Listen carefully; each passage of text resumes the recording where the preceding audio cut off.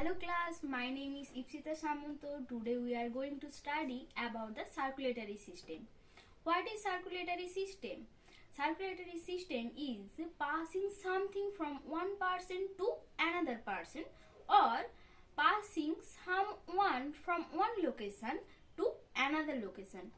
Now think about your father get money from the bank and give it to you that money to buy something from the shop, and you gave the money to the shopkeeper and the shopkeeper give the money to the bank. This system is known as the circulatory system. In biology, we also can see the circulatory system. This circulatory system can be seen in lower and higher animal also.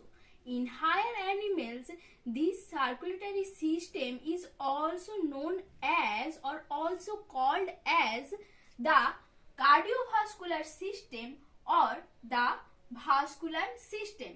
Now think why it is called cardiovascular system. It is called cardiovascular system because this circulatory system involves the heart, and it is called vascular system because this circulatory system involves the blood vessels. The circulatory system permits to circulate and transport the nutrition, oxygen and hormone to the cells and remove the waste product which is generated in the respiration in which happen in the cells is removed. The circulation are two types. One is open circulation, another is closed circulation. Now think what is open circulation. Open circulation is a circulation of blood without vessel or pipe-like structure throughout the body. That means this type of circulation in which the blood passes through the body cavity in the term open circulation. For example, this type of circulation can be seen in prawn and cockroaches. The closed circulatory system. What is closed circulatory system? Now think about it. What is closed circulatory system? Closed circulatory system are the system where the vessels are involved or pipe-like structures are involved to transport the blood from the heart to the throughout the body. The closed circulatory system have vessels. These vessels are two types. One is artery and another is vein. The artery carries the high pressure oxygenated blood from the heart to the cells.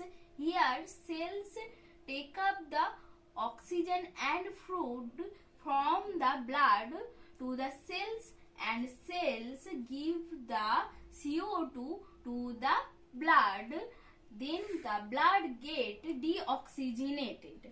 The deoxygenated blood means the CO2 rich blood.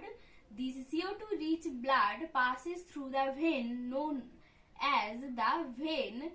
These veins then go to the heart.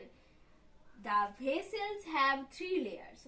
First is most inner layer is known as the tunica interna, and the medium part of the vessel is known as the tunica media, and the most external part of the vessel is known as the tunica externa. The artery's tunica media is more thick than the veins tunica media. The veins also have valve, so the blood go into one direction from cell to the heart. Now class, we are going to see how blood is circulated throughout the human body.